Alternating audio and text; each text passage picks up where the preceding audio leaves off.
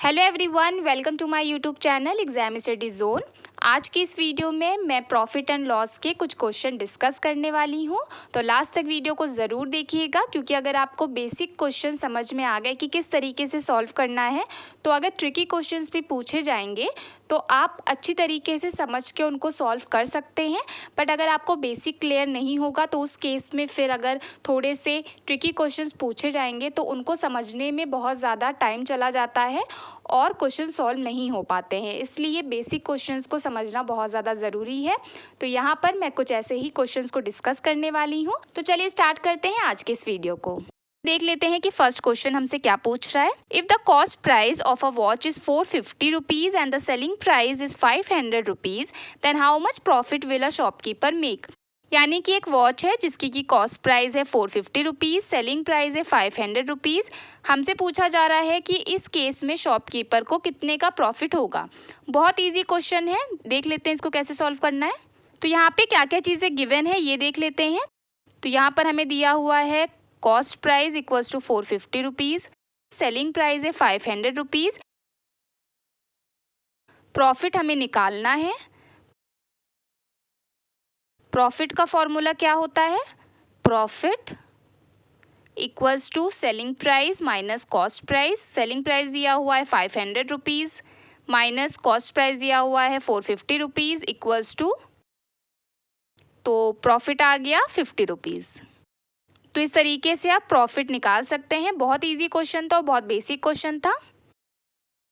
Second question देख लेते हैं क्या पूछ रहा है। If the cost price of a watch is 2500 rupees and the selling price is 2600 rupees, then what percentage of profit will a shopkeeper makes?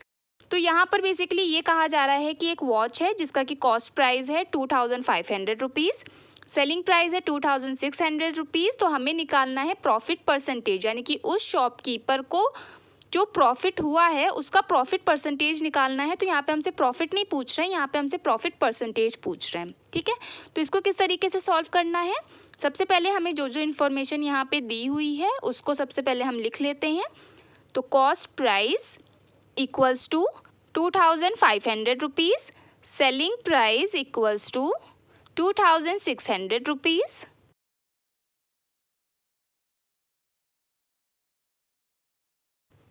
तो profit का फॉर्मूला यहाँ पर लिख लेते हैं। Profit equals to selling price minus cost price. तो यहाँ पर सबसे पहले तो ये जान लीजिए कि हमसे तो पूछा गया प्रॉफिट परसेंटेज, तो यहाँ पे हम प्रॉफिट क्यों निकाल रहे हैं। तो क्यों निकाल रहे हैं ये मैं आपको आगे बताऊंगी। तो profit equals to selling price minus cost price. Selling price दिया हुआ है 2600 रुपीज़ माइनस कॉस्ट प्राइस दिया हुआ है 2500 रुपीज़। तो ये हो गया प्रॉफिट 100 रुपीज़ का।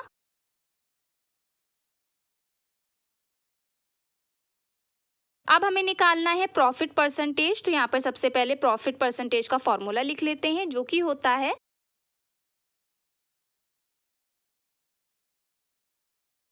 Profit percentage equals to profit divided by cost price into 100।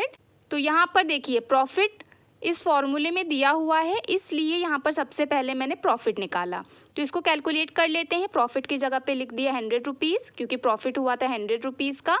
Cost price दिया हुआ है 2500 रुपीज़, तो यहाँ पे ये लिख दिया इनटू 100। सिंपल कैलकुलेशन है।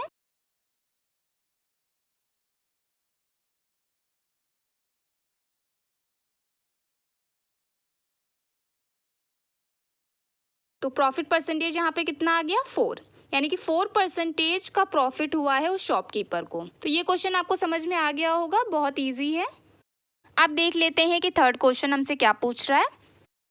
Rahul sold the shirt for ₹2600 and got a profit of 4%.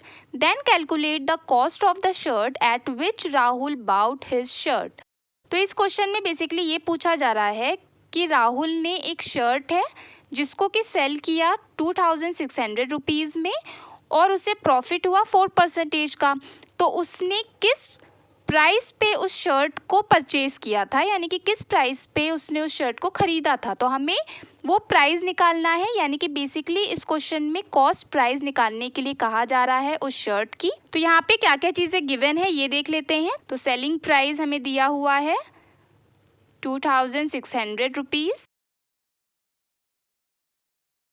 Profit percentage यहाँ पे दिया हुआ है 4। हमें निकालना है कॉस्ट प्राइस। तो यहाँ पर एक फॉर्मूला हमें याद आया कि इस फॉर्मूले से हम कॉस्ट प्राइस को ईजिली कैलकुलेट कर सकते हैं, जिस फॉर्मूले को मैं पार्ट 1 में डिस्कस कर चुकी हूँ।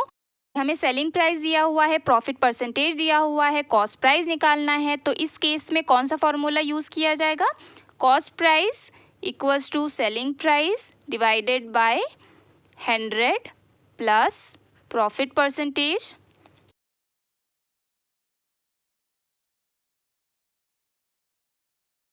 Into 100। Cost price equals to selling price दिया हुआ है 2600 rupees divided by 100 plus profit percentage दिया हुआ है 4, तो यहाँ पे लिख दिया 4 इंटू 100।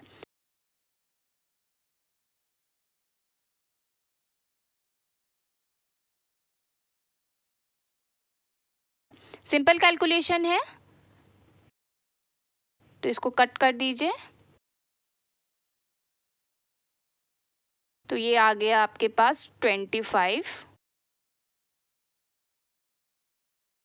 तो कॉस्ट प्राइस क्या आ गया? 2500 रुपीज़। यानी कि राहुल ने जिस प्राइस पे उस शर्ट को परचेज किया था वो प्राइस क्या था? 2500 रुपीज़। तो जैसे कि इस क्वेश्चन में हमसे कॉस्ट प्राइस पूछा गया था, मुझे ये फॉर्मूला याद था, मैंने इस फॉर्मूले को यहाँ पे लिख के कॉस्ट प्राइस बहुत ही इजीली कैलकुलेट कर लिया। बट बाई चांस अगर मुझे ये फॉर्मूला याद नहीं आ रहा होता तो उस केस में भी कॉस्ट प्राइस कैलकुलेट किया जा सकता था। इसके लिए जो बेसिक फॉर्मूले हैं उनका यूज़ करके हम ये काम कर सकते थे। तो आगे जो मैं क्वेश्चन डिस्कस करूँगी उसमें मैं आपको दोनों वेज में क्वेश्चंस को सॉल्व करना बताऊँगी। तो आप क्वेश्चन नंबर 4 डिस्कस कर लेते हैं। Ananya bought a pen set for rupees 1200 and sold it for rupees 1000. Find the loss done by her. इस क्वेश्चन में बेसिकली ये कहा जा रहा है कि अनन्या ने एक पेन सेट खरीदा जिसका प्राइस है 1200 रुपीज़ और अनन्या ने उस पेन सेट को फर्दर सेल कर दिया 1000 रुपीज़ में। तो यहाँ पर ये पूछा जा रहा है कि अनन्या को कितना लॉस हुआ। तो बेसिकली यहाँ पे हमें लॉस निकालना है। तो इस क्वेश्चन में जो जो गिवन है सबसे पहले ये लिख लेते हैं। तो कॉस्ट प्राइस दिया हुआ है 1200 रुपीज़, सेलिंग प्राइस दिया हुआ है 1000 रुपीज़, लॉस हमें यहाँ पर निकालना है। तो लॉस का फॉर्मूला क्या होता है? Loss equals to cost price minus selling price. यहाँ पे कॉस्ट प्राइस दिया हुआ है 1200 रुपीज़ माइनस सेलिंग प्राइस है 1000 rupees, loss equals to 200 rupees. यानी कि अनन्या को कितने का लॉस हुआ? 200 रुपीज़ का। तो यहाँ से तो हमें ये पता चल गया कि लॉस कैसे निकाला जाएगा। अगर लॉस परसेंटेज निकालने के लिए बोला जाए तो उस केस में हम क्या करेंगे?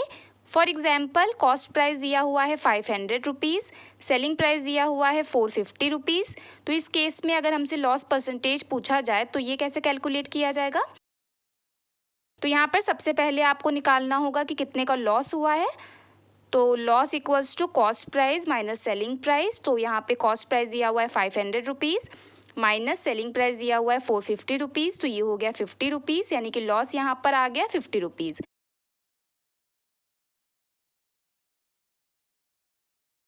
हमें लॉस परसेंटेज निकालना है। तो लॉस परसेंटेज का फॉर्मूला होता है loss percentage equals to loss divided by cost price into 100।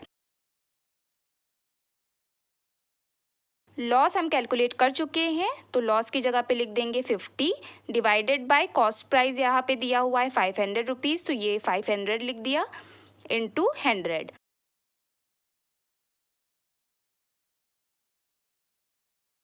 यह आ गया 10%, यानी कि लॉस परसेंटेज क्या आ गया?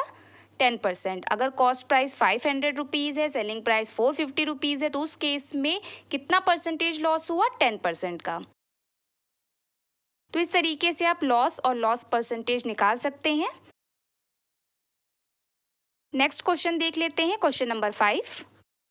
If a shopkeeper sold the table for rupees 2400, a shopkeeper incurs a loss of 20%, then find the cost price of the table. इस question में basically ये कहा जा रहा है कि एक शॉपकीपर ने 2400 रुपीज़ में टेबल को बेचा।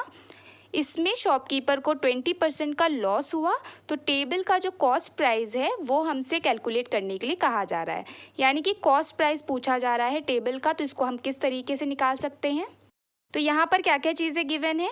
सेलिंग प्राइस दिया हुआ है 2400 रुपीज़, लॉस परसेंटेज दिया हुआ है 20%, कॉस्ट प्राइस पूछा जा रहा है। तो जब सेलिंग प्राइस दिया हो, लॉस परसेंटेज दिया हो, कॉस्ट प्राइस पूछा जाए, तो इसका फॉर्मूला होता है cost price equals to selling price divided by 100 minus loss percentage into 100। तो सिंपली आपको इस फॉर्मूले में जो वैल्यूज़ दी हुई हैं उनको पुट कर देना है।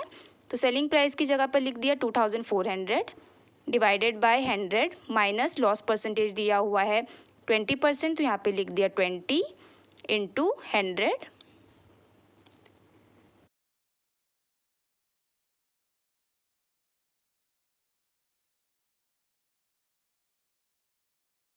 अब सिंपल कैलकुलेशन है यहाँ पर।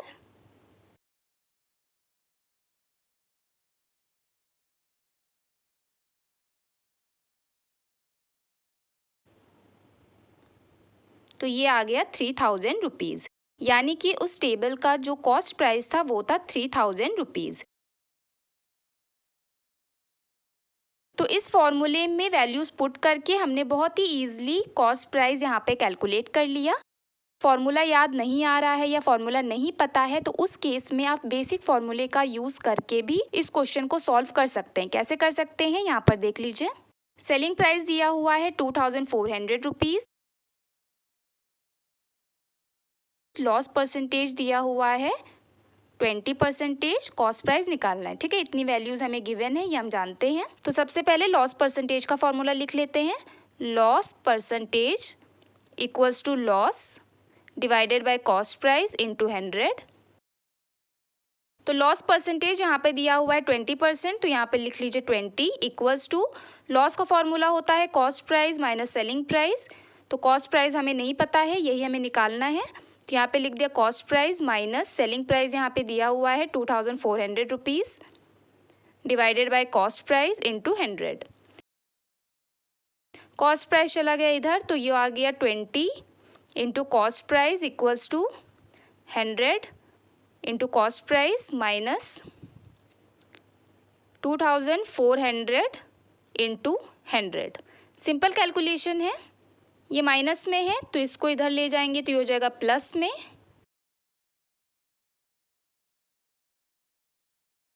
Equals to cost price into 100 minus 20 into cost price, ये आ गया इक्वल्स टू कॉस्ट प्राइस आ गया कॉमन, तो ये हो गया 100 माइनस 20।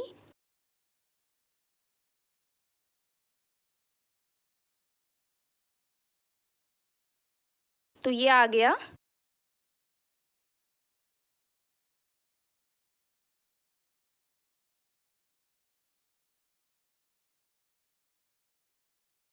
तो इस तरीके से कॉस्ट प्राइस आ गया 3000 रुपीज़। तो आप चाहें तो डायरेक्टली फार्मूले में वैल्यूज़ को पुट करके भी कॉस्ट प्राइस निकाल सकते हैं, बट अगर फार्मूला याद नहीं आ रहा है तो उस केस में आप बेसिक फार्मूले का यूज़ करके इस तरीके से कॉस्ट प्राइस निकाल सकते हैं। तो ये वाला क्वेश्चन देखिए, इस क्वेश्चन को किस तरीके से सॉल्व करना है इस फॉर्मूले का यूज़ कर ये मैं अभी आपको कर दिखा चुकी हूँ। अगर ये फॉर्मूला याद नहीं आ रहा है तो उस केस में भी इस क्वेश्चन को सॉल्व किया जा सकता है। जैसे कि मैंने अभी आपको लास्ट क्वेश्चन कर दिखाया कि फॉर्मूले में डायरेक्टली वैल्यूज पुट कर दी और क्वेश्चन सॉल्व हो गया था। दूसरा वे था कि लॉस परसेंटेज दिया हुआ था, तो लॉस के जो फॉर्मूले थे लॉस और लॉस परसेंटेज, उनका यूज़ करके भी उस क्वेश्चन को मैंने सॉल्व कर लिया था। तो सेम आप इसमें भी वही कर सकते हैं। फ़र्क सिर्फ इतना है कि यहाँ पे हमें प्रॉफिट परसेंटेज दिया हुआ है, तो यहाँ पे हम यूज़ करेंगे प्रॉफिट और प्रॉफिट परसेंटेज के फॉर्मूले का, और वहाँ पे लॉस परसेंटेज दिया हुआ था इसलिए वहाँ पे लॉस और लॉस परसेंटेज का फॉर्मूले का यूज़ करके क्वेश्चन सॉल्व किया गया था।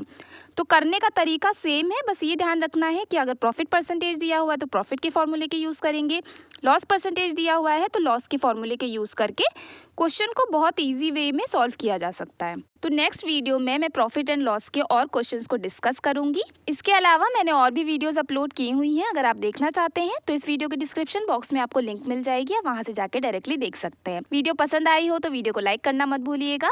Thanks for watching friends and have a good day.